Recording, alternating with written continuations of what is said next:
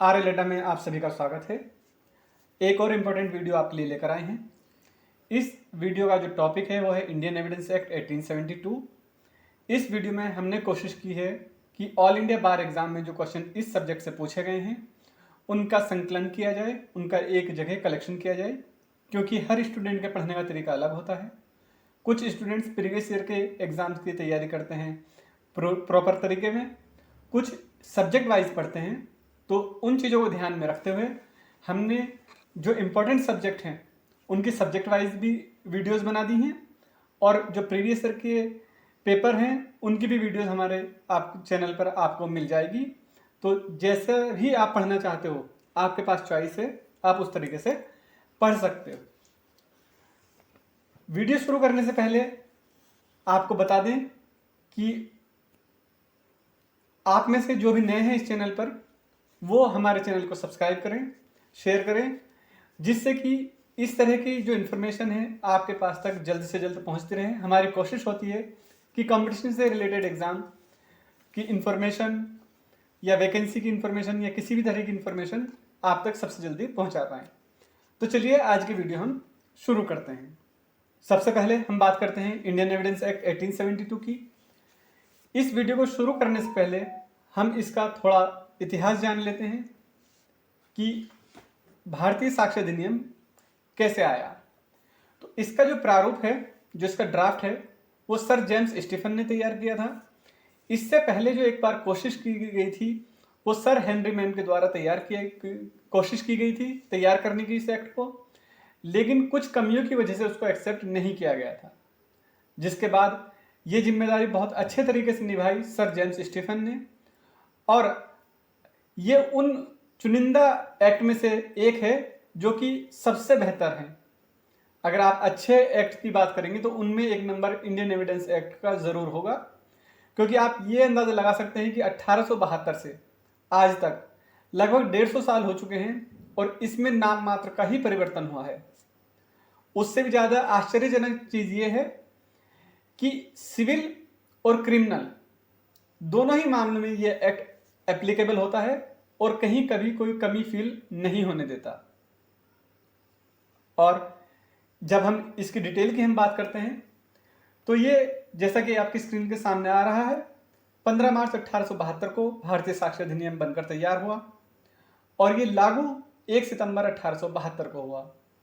यहाँ पर मैं आपको बता दूं कि इस चीज़ को आपने भी नोटिस किया होगा, और नहीं किया है तो अब आप कर लेना कि ये चीज़ देखी गई है कि जो भी 1872 में एक्ट बने थे, जैसे भारतीय साक्ष्य अधिनियम हो या भारतीय संविदा अधिनियम हो, जिसे हम इंडियन कॉन्ट्रैक्ट एक्ट कहते हैं, ये 1872 के ही एक्ट हैं।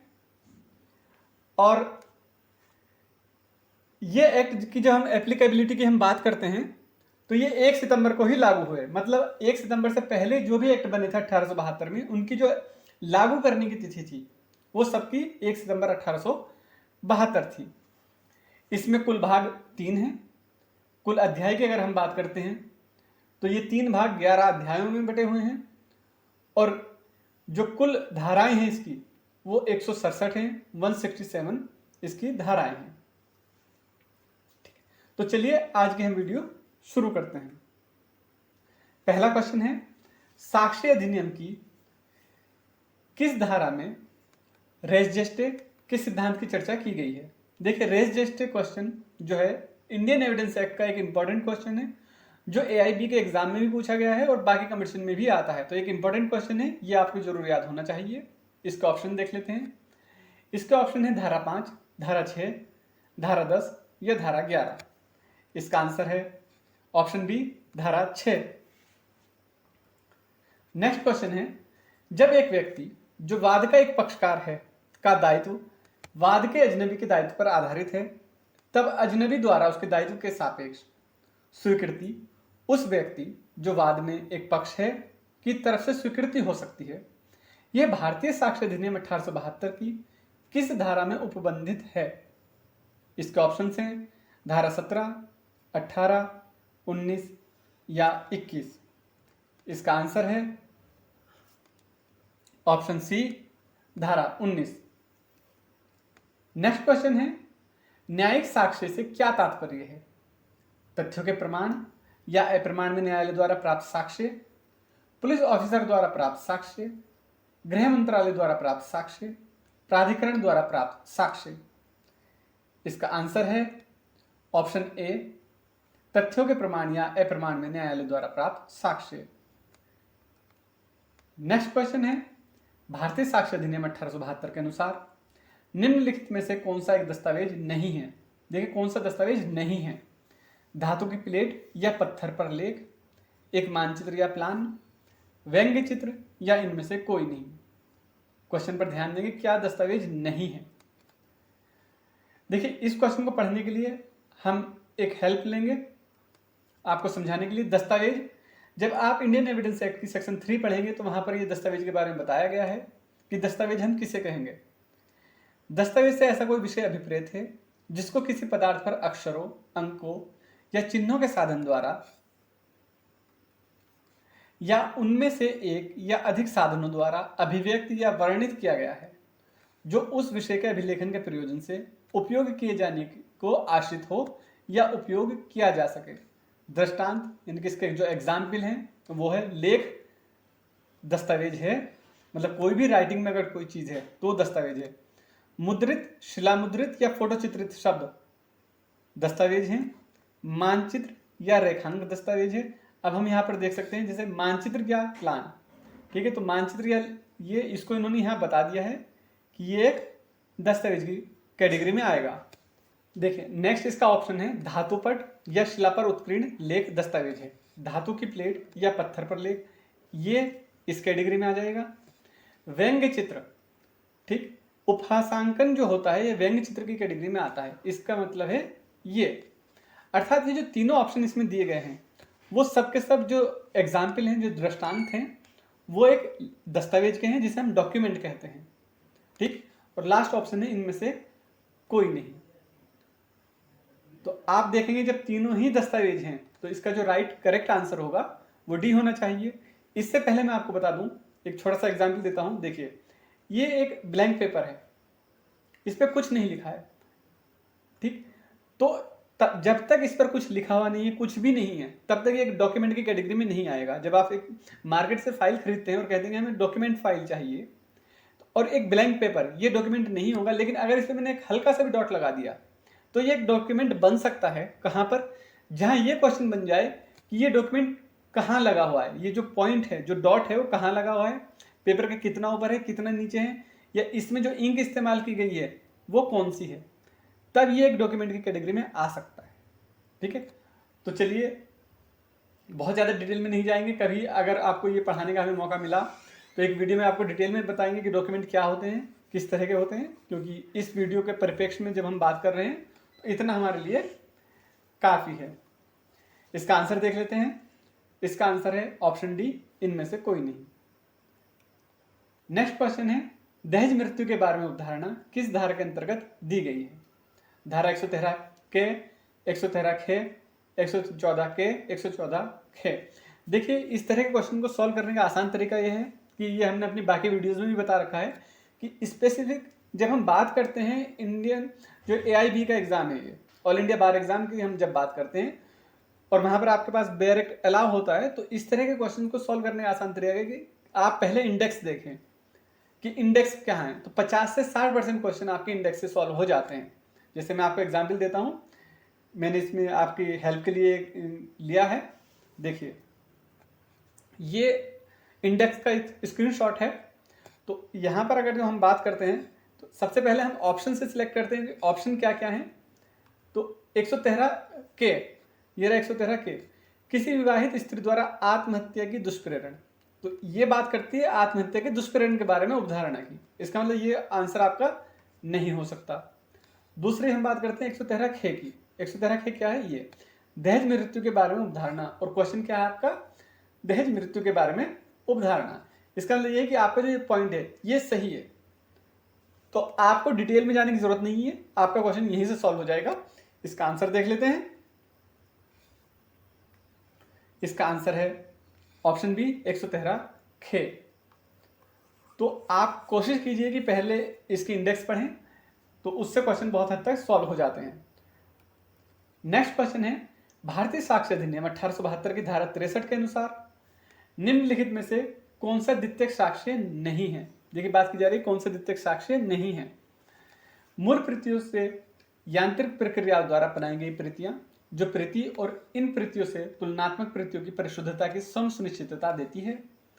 मूल प्रति से निर्मित या तुलनात्मक प्रतियां किसी दस्तावेज की अंतर्वस्तु का उस व्यक्ति द्वारा जिसने स्वयं उसे देखा है दिया हुआ मौखिक वृत्तांत या धारा 63 के अंतर्गत प्रमाणित नहीं हुई प्रतियां। इसका आंसर है ऑप्शन डी। नेक्स्ट क्वेश्चन है, सूचक प्रश्न पूछा जा सकता है मुख्य परीक्षा में, पुनः परीक्षा में, प्रति परीक्षा में या इनमें से कोई नहीं। इसका आंसर देख लेते हैं। इसका आंसर है ऑप्शन सी, प्रति परीक्षा में। नेक्स्ट क्वेश्चन है, अतिरिक्त न्यायिक समस्वीकृति से क्या तात्पर्य है। पुलिस को या न्यायाधीश और मजिस्ट्रेट के अलावा अन्य व्यक्ति को की गई समस्वीकृतियां। समस्वीकृति हम कहते हैं कन्फेशन को, यहाँ कन्फेशन की बात की जा रही है। तो कुछ ऐसे भी कैंडिडेट होंगे जो इंग्लिश मीडियम के होंगे या हिंदी मीडियम के कुछ स्टूडेंट्स को इतनी ठोस हिंदी समझ में नहीं आती है, तो यहाँ बात की जा रही है कन्फेशन की। ठीक है, नेक्स्ट ऑप्शन है, मजिस्ट्रेट के समक्ष की गई समस्वीकृतियां, न्यायाधीश के समक्ष की गई समस्वीकृतियां या इनमें से कोई नहीं। इसका आंसर है ऑप्शन ए। नेक्स्ट क्वेश्चन है, साक्ष्य अधिनियम की किस धारा के तहत प्रवेश को परिभाषित किया गया है। 17, 16, 15 या 18। देखिए इस क्वेश्चन को सॉल्व करने से पहले मैं आपको समझाना चाहता हूं कि जो ये बात की गई है प्रवेश की, प्रवेश है क्या। ये देखिए, ये स्क्रीनशॉट आपके सामने है, ये सेक्शन 17 है। ठीक है, जब हम सेक्शन 17 को पढ़ते हैं तो इसका जो हेडिंग है कंटेंट की वो है एडमिशन डिफाइंड। आपसे जो क्वेश्चन पूछा गया है वो एडमिशन के बारे में पूछा गया है, जिसको ट्रांसलेट करते हुए वो प्रवेश लिख दिया गया है। अब अगर आप प्रवेश को ढूंढेंगे पूरे बैरक में आपको कहीं नहीं मिलेगा। तो कभी कभी इस तरह के क्वेश्चन आ जाते हैं, तो जहां आपको क्वेश्चन समझ में ना आए तो आपको सजेशन पहले भी वीडियो में दिया था, आज भी मैं वही दूंगा कि आप एक बार जो इंग्लिश वर्जन है उसका उसे जरूर देखें कि इंग्लिश में क्या पूछा गया है, क्योंकि बहुत सारी चीजें ऐसी होती हैं कि इंग्लिश वर्जन से आपको बेहतर तरीके से समझ सकते हैं। भले ही आपका मीडियम हिंदी है, लेकिन कोशिश कीजिए कि एक बार इंग्लिश को जरूर देखें। तो देखिए, एडमिशन, इसकी जो हिंदी है वो स्वीकृति है। अगर प्रवेश की जगह वो स्वीकृति लिख देते तो आपको क्वेश्चन सॉल्व करने में आसानी रहती, क्योंकि सही जो ट्रांसलेशन है वो स्वीकृति ही है। लेकिन इसमें आप या मैं कुछ नहीं कर सकते हैं, हमें क्वेश्चन को उसी तरह से अटेम्प्ट करना पड़ेगा जैसा ये है। हाँ, ये डिपेंड करता है कि जो भी बोर्ड है जब इस पर आपत्ति उठाई जाए तो वो उसको एक्सेप्ट करते हैं क्वेश्चन को या डिलीट कर देते हैं, वो एक अलग मैटर है। तो इसको सॉल्व करने का यही है कि स्वीकृति की बात की गई है, और स्वीकृति किसमें डिफाइन है, सेक्शन 17 में। जी हाँ, सेक्शन 17 की बात की जा रही है। एक बार इसका आंसर देख लेते हैं, ऑप्शन ए यानी धारा 17। नेक्स्ट क्वेश्चन है, भारतीय साक्ष्य अधिनियम कब लागू हुआ। 6 अक्टूबर 1860, 1 मार्च 1974, 15 मार्च 1872 या 1 सितंबर 1872। ये वीडियो शुरू करने से पहले ही मैं आपको इसके बारे में बता चुका हूं, तो इसका आंसर है ऑप्शन डी, 1 सितंबर 1872। नेक्स्ट क्वेश्चन है, भारतीय साक्ष्य अधिनियम की धारा 66 निर्धारित करता है। इसके ऑप्शन है, भारतीय साक्ष्य अधिनियम की धारा 65A के अंतर्गत द्वितीय साक्ष्य प्राप्त होने के पूर्व नोटिस को दिया जाना चाहिए, दस्तावेज प्रस्तुत करने की सूचना लिखित रूप में होनी चाहिए, दंड प्रक्रिया संहिता के आदेश 9 नियम 15 दस्तावेज प्रस्तुत करने के लिए नोटिस के प्रकार को निर्धारित करता है, या उपरोक्त सभी। इसका ऑप्शन, दंड प्रक्रिया संहिता के आदेश 11 नियम 15 दस्तावेज प्रस्तुत करने के लिए नोटिस के प्रकार को निर्धारित करता है, या उपरोक्त सभी। इसका आंसर है ऑप्शन डी, उपरोक्त सभी। नेक्स्ट क्वेश्चन है, जब आरोपी कहता है कि मैं उस हिस्से को पेश करूंगा जो मैंने ऐसा और ऐसे लूट में प्राप्त किया था, भारतीय साक्ष्य अधिनियम की धारा 25 के संबंध में निम्नलिखित में से कौन सा स्वीकार्य नहीं है। देखिए, यहां बताना कौन सा स्वीकार्य नहीं है। ठीक है, और जब बात की जा रही है उस हिस्से को पेश करूंगा, उस हिस्से का मतलब ये है कि शेयर की बात की जा रही है कि शेयर को वो शो करेगा कि उसको क्या मिला जो उसने लूट में प्राप्त किया था। अब इसमें से क्या स्वीकार्य नहीं है, इसका ऑप्शन से पहले इन्होंने 4 कंडीशन दी हैं। उनमें यह स्वीकारोक्ति है कि वहां एक डकैती थी, यह स्वीकारोक्ति कि आरोपी ने इसमें भाग लिया, यह स्वीकारोक्ति कि उसे संपत्ति का हिस्सा मिला। इस बार में बयान की संपत्ति कहाँ है? इसका ऑप्शन है पहला, दूसरा और तीसरा, तीसरा और चौथा, दूसरा, तीसरा, चौथा या उपरोक्त सभी। इसका आंसर है ऑप्शन ए, पहला, दूसरा और तीसरा। नेक्स्ट क्वेश्चन है, ए पर सशस्त्र विद्रोह में भारत सरकार के खिलाफ युद्ध छेड़ने का आरोप है, जिसमें संपत्ति नष्ट हो जाती है, सैनिकों पर हमला किया जाता है और लक्ष्यों को तोड़ दिया जाता है। इन तथ्यों की घटना सामान्य लेनदेन के हिस्से के रूप में प्रासंगिक है, हालांकि ए उन सभी में मौजूद नहीं हो सकता है। ऐसी स्थिति में भारतीय साक्ष्य अधिनियम की किस धारा के तहत आती है? धारा 12, धारा 6, धारा 3 या धारा 5? इसका आंसर है ऑप्शन बी, धारा 6। देखिए, रेस जस्ट सेक्शन 6 में था और उसी को इन्होंने दूसरे तरीके से है कि एक ही समव्यवहार का भाग लगे, ये उसके एग्जाम्पल से क्वेश्चन लिया गया है।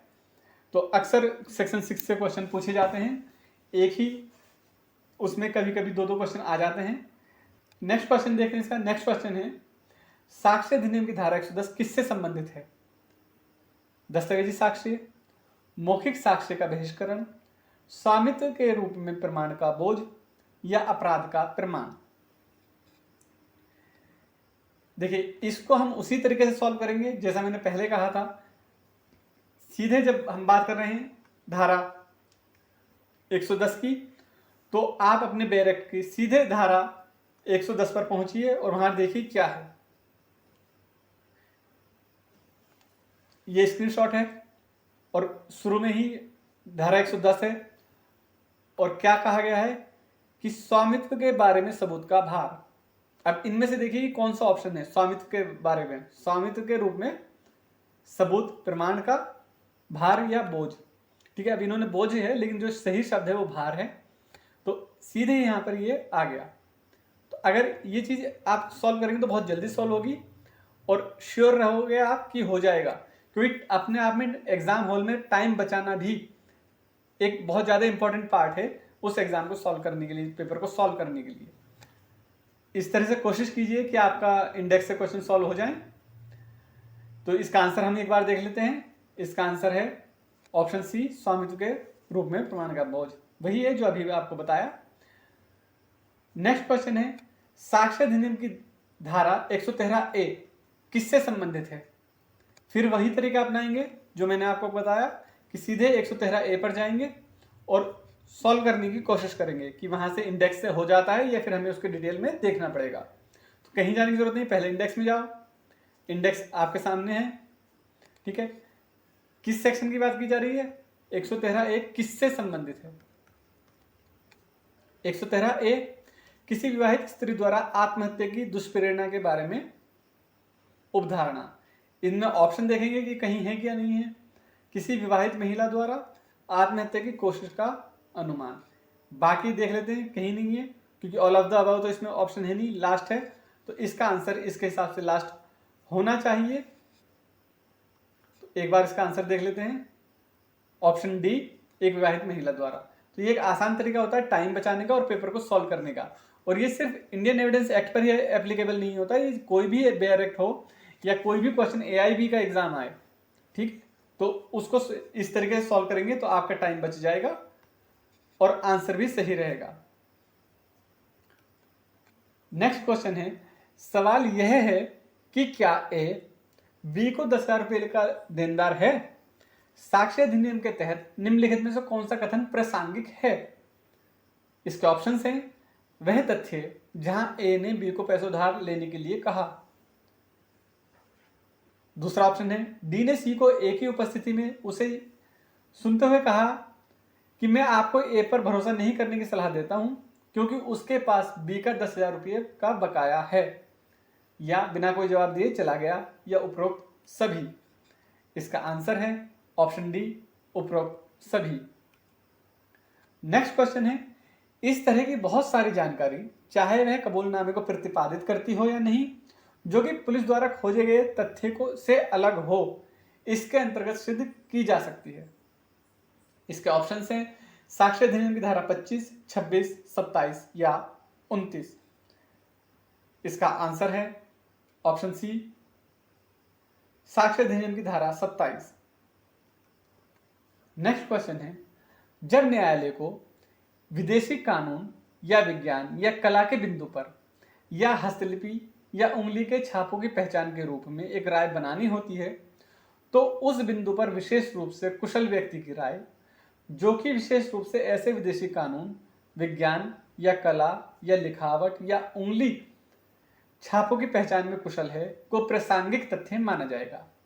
यह तथ्य साक्ष्य अधिनियम की धारा के अंतर्गत आता है। किस धारा के अंतर्गत ऐसा आएगा? देखिए, फिर कोशिश कीजिए कि इसको भी इंडेक्स से सॉल्व कीजिए। जो ऑप्शन इसमें दे रखे हैं तो आप सीधे वो ऑप्शन चेक कीजिए कि कहाँ पर क्या, सेक्शन 42 को चेक कीजिए, इसे चेक कीजिए, इसे चेक कीजिए, इसे चेक कीजिए, और इन चीज़ों को देखने की कोशिश कीजिए कि कहाँ से आंसर लिया गया है। आपका क्वेश्चन आसानी से ज़्यादा बेहतर तरीके से सॉल्व हो सकता है। इसका आंसर देख लेते हैं। इसका आंसर है ऑप्शन बी, यानी कि धारा 45।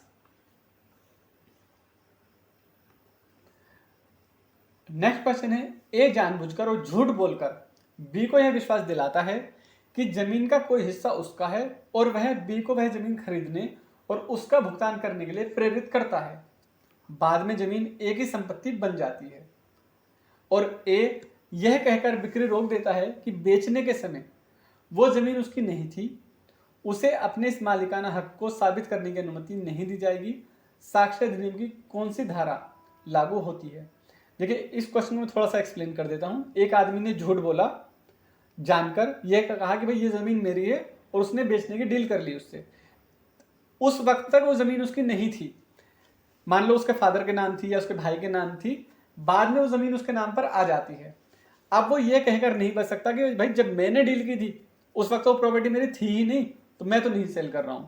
तो ऐसा करने से उसको रोक दिया जाएगा। ये कौन सी सेक्शन में कहा गया है? इसके ऑप्शन है धारा 92, 124, 115 और 101। इसका आंसर है धारा 115। नेक्स्ट क्वेश्चन है, समान लेन देन का हिस्सा बनने वाले तथ्यों की प्रासंगिकता इसके तहत निपटाया जाता है।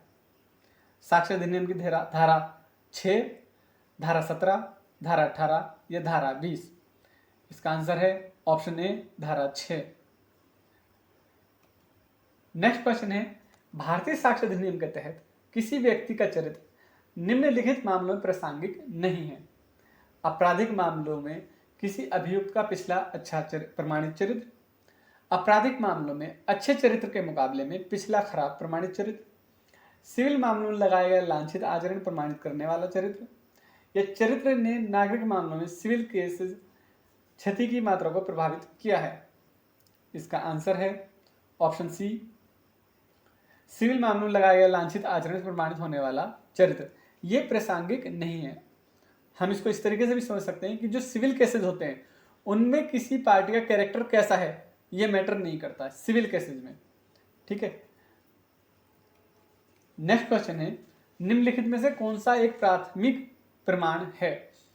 न्यायालय के निरीक्षण के लिए प्रस्तुत किए गए दस्तावेज, मूल से बनाई गई प्रतियां, दस्तावेज की प्रमाणित प्रतियां, दस्तावेज की फोटोस्टेट प्रतियां। देखिए, जब आप प्राइमरी और सेकेंडरी एविडेंस पढ़ते हैं, प्राथमिक और द्वितीयक साक्ष्य पढ़ते हैं, तो ये क्वेश्चन बहुत सॉल्व हो जाता है, बहुत आसानी से सॉल्व हो सकता है आपके लिए। इसका आंसर है, देखें, इसका आंसर है ऑप्शन ए, न्यायालय के निरीक्षण के लिए प्रस्तुत किए गए दस्तावेज। नेक्स्ट क्वेश्चन है, निम्नलिखित में से क्या न्यायालय के एडवोकेट का कर्तव्य नहीं है? साक्ष्य अधिनियम की धारा 126 का उल्लंघन नहीं करना, उस कार्यकारी समिति और संगठन की ओर से पेश नहीं होना चाहिए जिसका वह खुद एक सदस्य है।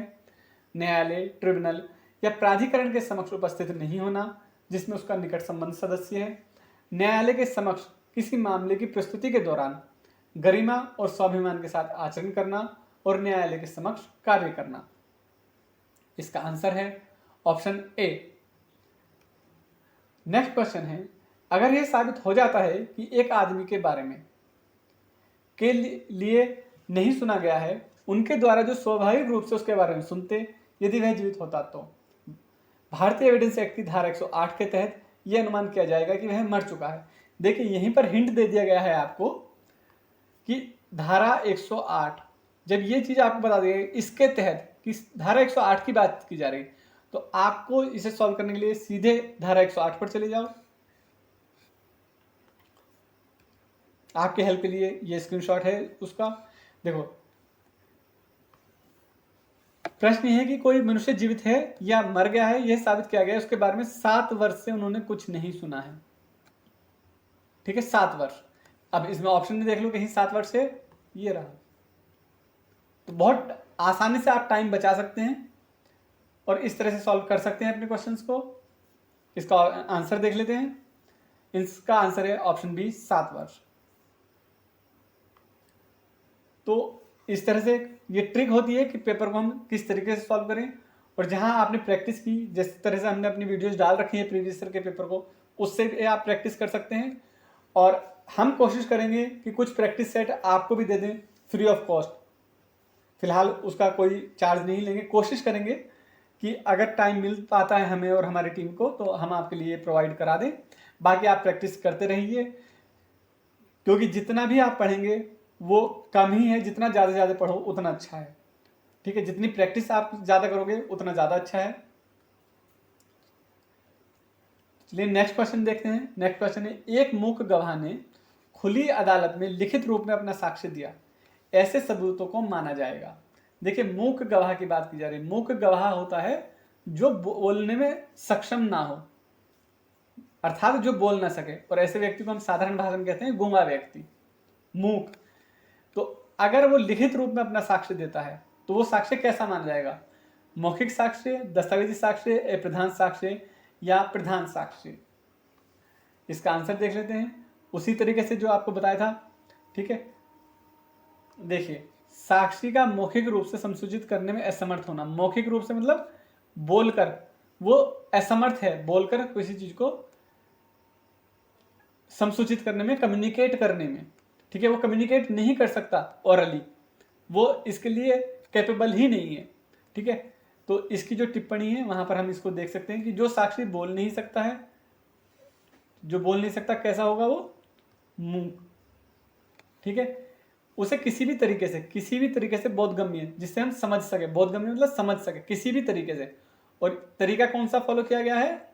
ये रहा यहाँ पर, लिखित रूप में लिखकर, यथा या लिखकर, यहां पर भी दे दिया, मतलब या तो लिख के या किसी भी ऐसे तरीके से जिससे कि वो बोधगम्य बना सकता है। किंतु वह लिखना इशारा खुले न्यायालय में किया जाना चाहिए। ऐसा जो वो करे खुले न्यायालय में, मतलब कोर्ट के सामने करे, वह साक्ष्य मौखिक साक्ष्य कहलाएगा, माना जाएगा। ये रहा। तो ऐसे साक्ष्य हम क्या कहेंगे? मौखिक साक्ष्य। तो इसका आंसर ए होना चाहिए। इसका देख लेते हैं क्या आंसर है। ऑप्शन ए, यानी कि मौखिक साक्ष्य। बहुत इंपॉर्टेंट क्वेश्चन है ये, AIB एग्जाम में भी पूछा गया है 1 से ज्यादा बार, और बाकी कंपटीशन के एग्जाम में भी अक्सर आता है, क्योंकि ऐसा लगता है कि अगर लिखित रूप में है तो वो दस्तावेजी साक्ष्य बन गया। दस्तावेजी साक्ष्य होता है लिखित रूप में, लेकिन अगर वो एक गूंगे व्यक्ति के द्वारा या मूक व्यक्ति के द्वारा किया जा रहा है तब उसको मौखिक साक्ष्य ही माना जाता है। नेक्स्ट क्वेश्चन है, निम्नलिखित में से कौन सा तथ्य भारतीय साक्ष्य अधिनियम की धारा 8 के तहत दीवानी और आपराधिक मामलों में प्रासंगिक नहीं है? इसके ऑप्शन हैं मकसद, प्रयास, आचरण या तैयारी। फिर से वही तरीका अपनाएंगे। धारा 8 को हम देख रहे हैं, तो ये आपके सामने धारा 8 है। इसके जो कंटेंट है उसमें बात की जा रही है हेतु, तैयारी, पूर्व का या पश्चात का आचरण। अर्थात अगर हम आचरण की बात करें तो आचरण आ गया है, ठीक है, चाहे वो पूर्व का हो या पश्चात का, दोनों आचरण इसी के अंतर्गत है। तैयारी ये रही। हेतु मोटिव को बोलते हैं, ठीक है। अगर आप इसको सेक्शन 8 को इंग्लिश में आप पढ़ते हैं तो मोटिव, प्रिपरेशन, प्रीवियस और सब्सिक्वेंट कंडक्ट आता है। मोटिव, प्रिपरेशन, प्रीवियस और सब्सिक्वेंट कंडक्ट, ठीक है। तो अब ये तीनों चीजें इसमें हैं, क्या नहीं है? अटेम्प्ट, प्रयास नहीं है। तो इसका आंसर क्या हुआ? प्रयास। एक बार चेक कर लेते हैं, ऑप्शन बी प्रयास। तो बहुत ज्यादा मुश्किल नहीं है, थोड़ा सा फोकस करना है और प्रैक्टिस करनी है, पेपर सॉल्व हो जाएगा। नेक्स्ट क्वेश्चन है, भारतीय साक्ष्य अधिनियम के धारा 122 के तहत विवाह के दौरान पति पत्नी के बीच का संवाद, विवाह के टूटने के बाद भी उस संवाद को विशेषाधिकार प्राप्त होंगे। तलाक के द्वारा विवाह के टूटने के बाद विशेषाधिकार प्राप्त नहीं रहेंगे। केवल मृत्यु से विवाह के टूटने के बाद विशेषाधिकार नहीं रहते हैं। दोनों मामलों में बी और सी में विशेषाधिकार नहीं रहते हैं। इसका आंसर है ऑप्शन ए। नेक्स्ट क्वेश्चन है, भारतीय साक्ष्य अधिनियम की कौन सी धारा यह प्रदान करती है कि वह एक सहयोगी है और एक सक्षम गवाह होता है? कौन सी धारा यह प्रदान करती है कि एक सहयोगी है, एक सक्षम गवाह होता है? इसके ऑप्शन हैं, धारा 114 चित्रण बी।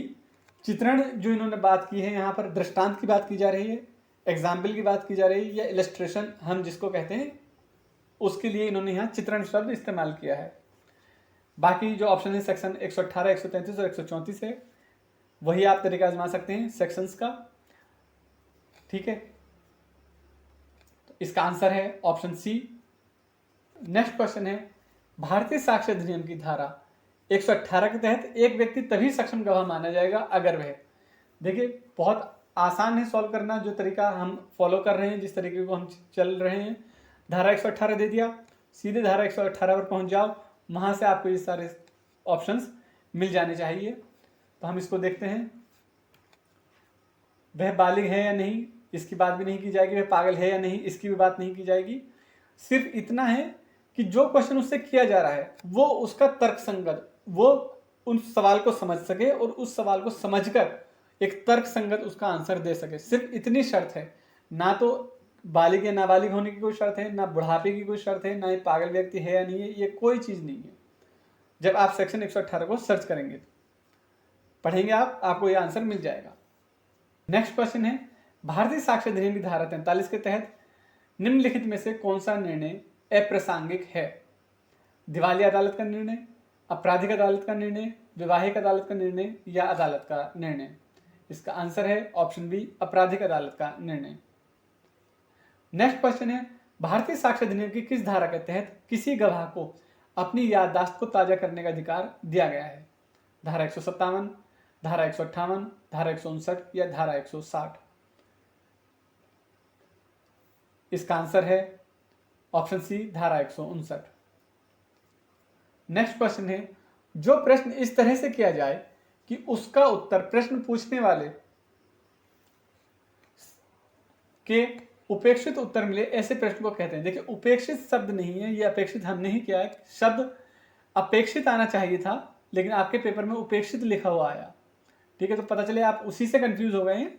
जब आप इंग्लिश वर्जन देखेंगे, इसका सेंस निकालेंगे, तो अपेक्षित ये यहाँ पर होना चाहिए था। इसके ऑप्शन से अभद्र प्रश्न, सूचक प्रश्न, अनुचित प्रश्न या उचित प्रश्न। तो इसका आंसर है ऑप्शन बी, सूचक प्रश्न। नेक्स्ट क्वेश्चन है, भारतीय साक्ष्य अधिनियम के तहत इनमें से कौन, यहां पे स्पेस है, कि अदालत नहीं है, ठीक है। कानूनी रूप से सबूत लेने के लिए अधिकृत व्यक्ति, न्यायाधीश, मजिस्ट्रेट या मध्यस्थ? जैसे ही आप सेक्शन फर्स्ट पढ़ते हैं वहीं पर आपको ये क्वेश्चन जो है आपका सॉल्व हो जाएगा। पहले ही सेक्शन में दे रखा है इसका आंसर। इसका आंसर है ऑप्शन डी, मध्यस्थ। जो भी मीडिएशन होंगे, जो भी मीडिएटर होते हैं, उनको जो है कोर्ट की कैटेगरी में वो लोग नहीं आते हैं। नेक्स्ट क्वेश्चन है, भारतीय साक्ष्य अधिनियम की धारा 18 के तहत अन्य के खिलाफ निम्न में से कौन से व्यक्ति की स्वीकृति स्वीकार्य नहीं है? अभियोगी में से एक, प्रतिवादियों में से एक, दलों के एजेंट या तीसरे पक्ष का कथन। इसका आंसर है ऑप्शन बी, प्रतिवादियों में से एक। नेक्स्ट क्वेश्चन है, भारतीय साक्ष्य अधिनियम की धारा 112 के तहत बच्चे को जायज माना जाएगा यदि वह शादी के विघटन के, यहाँ स्पेस है, के भीतर पैदा हुआ है। मतलब शादी के विघटन के कितने दिन के भीतर अगर बच्चा पैदा होता है तो उसको जायज माना जाता है। इसका ऑप्शन है 180 दिन, 270 दिन, 280 दिन या 300 दिन। बहुत इंपॉर्टेंट क्वेश्चन है, कई बार एग्जाम में पूछा गया, कॉम्पिटिशन के एग्जाम में अक्सर पूछा जाता है, लेकिन जैसे ही आप सेक्शन 112 को पढ़ते हैं तो वहाँ पर एकदम आपको क्लियर हो जाएगा। कुछ बहुत मुश्किल काम नहीं है इस सेक्शन को पढ़ना, सिंपल रीडिंग लगाएंगे तब भी ये चीज़ें क्लियर हो जाएंगी। इसका जो आंसर है वो है ऑप्शन सी, 280 दिन। नेक्स्ट क्वेश्चन है, पकला नारायण स्वामी बनाम सम्राट किस पर एक अग्रणी केस है। देखिए पकला नारायण स्वामी का बहुत इंपॉर्टेंट केस है, ये आपको पता होना चाहिए। इसके जो ऑप्शंस दिए हुए हैं, मृत्युकालिक कथन, इकबालिया बयान, सहयोगी या विशेषज्ञ गवाह। इसका आंसर है ऑप्शन ए, मृत्युकालिक कथन। इस केस के फैक्ट बता देता हूं कि इसमें जो एक पकला नारायण स्वामी थे वो अपनी वाइफ से कहकर गए कि उसका किसी बंदे पर उधार चाहिए था, उसने उसको पैसा देने के लिए बुलाया है। बाद में उसकी डेड बॉडी एक संदूक में एक रेलवे स्टेशन के पास मिलती है। तो जब वो कहकर गया था कि मुझे उसने बुलाया है, वो पैसे देगा मुझे, तो उसी को जो उसका जो स्टेटमेंट था वो मृत्युकालिक कथन माना गया था। अब इस पे जो बहस थी वो इस बात पर थी कि जब उसको अपनी मृत्यु का कोई भय था ही नहीं, ना ही उसको पता था कि वो मरने वाला है, तो क्या उसके स्टेटमेंट को हम डाइंग डिक्लेरेशन की कैटेगरी में रखेंगे या नहीं रखेंगे। इस बात पर ये केस लॉज बहुत फेमस केस लॉज है, बहुत इंपॉर्टेंट है। ठीक है, तो इस केस में डिसाइड किया गया था कि हाँ, चाहे भले ही उसको मृत्यु के बारे में अपने ज्ञान नहीं था, ना उसको कोई उम्मीद थी, ना कोई अंदेशा था कि उसकी मृत्यु हो सकती है, लेकिन ऐसा दिया गया स्टेटमेंट डाइंग डिक्लेरेशन या मृत्युकालिक कथन की कैटेगरी में आता है। नेक्स्ट क्वेश्चन है, भारतीय साक्ष्य अधिनियम की कौन सी धारा रेस जेस्टे के अंग्रेजी सिद्धांत पर आधारित है। यह क्वेश्चन एक बार पहले भी पूछा गया था। इसके ऑप्शंस हैं 5, 6, 7, 8। इसका आंसर है ऑप्शन बी, धारा 6। नेक्स्ट क्वेश्चन है, साक्ष्य अधिनियम के तहत कोर्ट में शामिल है। देखिए वापस ये क्वेश्चन दोबारा पूछा गया है, इसलिए इस क्वेश्चन को दोबारा आ गया है, लेकिन तरीका थोड़ा सा चेंज कर दिया गया। तो आप जितनी प्रैक्टिस करेंगे उतना अच्छा है।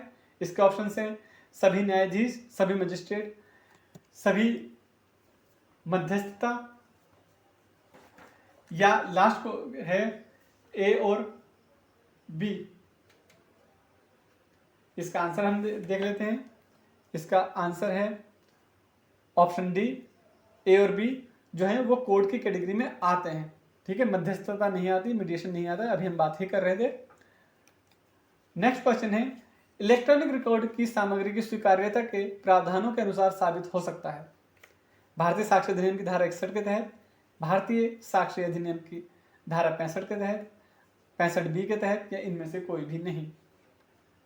इसका आंसर है ऑप्शन सी, 65 बी के तहत। नेक्स्ट क्वेश्चन है, भारतीय साक्ष्य अधिनियम के प्रावधानों के अनुसार सार्वजनिक रिकॉर्ड नहीं है।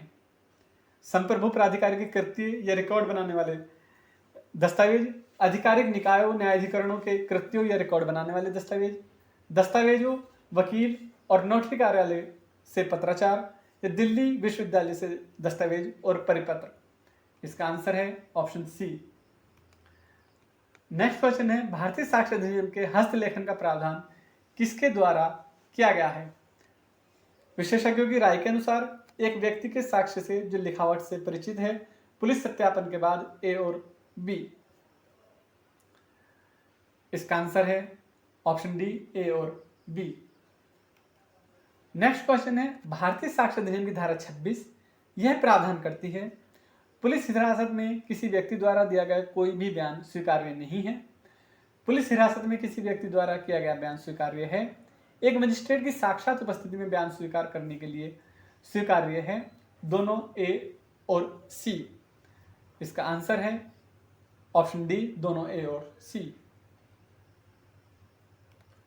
नेक्स्ट क्वेश्चन है, साक्ष्य शब्द का अर्थ है और इसमें शामिल है मौखिक सबूत, कागजी गवाह जिसको हम डॉक्यूमेंट्स एविडेंस बोलते हैं, अदालत के निरीक्षण के लिए उत्पादित इलेक्ट्रॉनिक रिकॉर्ड, या उपयुक्त सभी। बेसिक सा क्वेश्चन है, आप भी इसका आंसर जानते ही होंगे क्योंकि बहुत ज़्यादा स्टडी की इसकी जरूरत नहीं है। इसका आंसर है ऑप्शन डी उपयुक्त सभी। नेक्स्ट क्वेश्चन है, भारतीय साक्ष्य अधिनियम की धारा 118 गवाही देने से किसको रोकती है? एक पागल जो सवालों को नहीं समझ सकता है, अतिवृद्ध व्यक्ति जो प्रश्न का उत्तर नहीं दे सकता है, एक निविदा आयु वाला व्यक्ति जो प्रश्न का उत्तर नहीं दे सकता है। देखिए, जो निविदा आयु है ये मिसप्रिंट था आपके एग्जाम पेपर में ही, वहां पर इन्होंने टेंडर वर्ड इस्तेमाल किया था, तो इन्होंने उसी को ट्रांसलेट करके निविदा शब्द इस्तेमाल किया गया है, जबकि इंग्लिश में भी ये गलत है और हिंदी में भी गलत है। अब या तो इस क्वेश्चन को बोर्ड कैंसिल करेगा, ठीक है, जब आंसर की आएगी और इस पर आपत्ति दर्ज की जाएगी तो ये आंसर कैंसिल, मतलब ये क्वेश्चन कैंसिल हो सकता है, लेकिन फिर भी हम इसको समझेंगे कि ये टीन एज की बात की जा रही है, अर्थात किशोर की बात की जा रही है, ठीक है। या इसका लास्ट जो ऑप्शन है उपयुक्त सभी, इसका आंसर है ऑप्शन डी उपयुक्त सभी, क्योंकि ये उन सभी को रोकेगा जो कि उसका वो समझते ही नहीं है, वो इतने कैपेबल नहीं है कि वो क्वेश्चन को समझ सकें या उसका तर्कसंगत उत्तर दे सकें। अभी हम पहले ही एक बार एक्सप्लेन कर चुके हैं।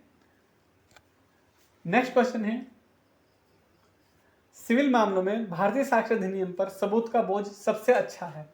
याचिकाकर्ता पर, उत्तरदाता, राज्य सरकार या न्यायालय?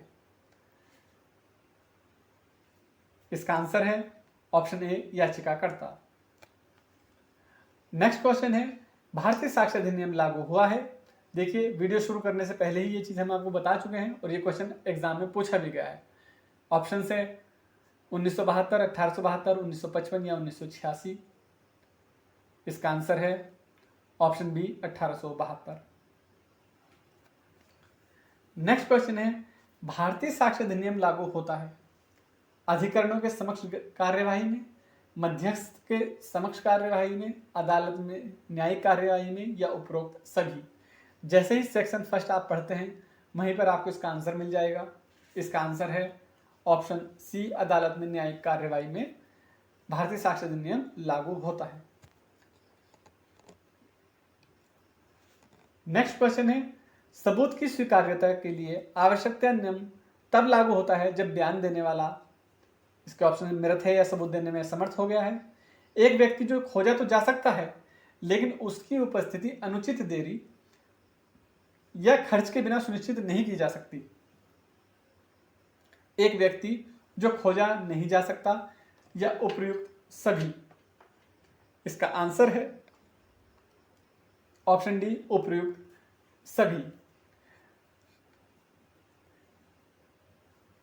नेक्स्ट क्वेश्चन से पहले मैं आपको बता दूं कि हमारे चैनल पर AIB के एग्जाम के प्रीवियस ईयर के पेपर की पूरी सीरीज है और सब्जेक्ट वाइज भी हमारी कोशिश है कि हम ज़्यादा से ज़्यादा आपको ये वीडियोस प्रोवाइड करा दें, या कम से कम जो इंपॉर्टेंट सब्जेक्ट हैं या जहाँ से सबसे ज़्यादा क्वेश्चंस पूछे जाते हैं, कम से कम हम आपको वो प्रोवाइड करा दें।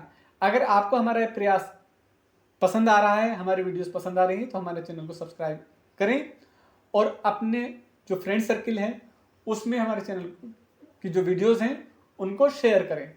साथ ही साथ मैं बता दूं कि अब हम बहुत जल्दी रिपीटेड क्वेश्चन की एक वीडियो लेकर आने वाले हैं आपके लिए, जिसमें वो सारे क्वेश्चन एक जगह करने की कोशिश की गई है जो AIB के एग्जाम में पूछे गए हैं एक से ज़्यादा बार, उनकी एक वीडियो आने वाली है। तो हमारे चैनल को लाइक करें, शेयर करें, सब्सक्राइब करें, क्योंकि आपके सब्सक्रिप्शन, आपका शेयर करना और लाइक करना ही हमें मोटिवेट करता है कि हम आपके लिए और बेहतर काम कर सकें।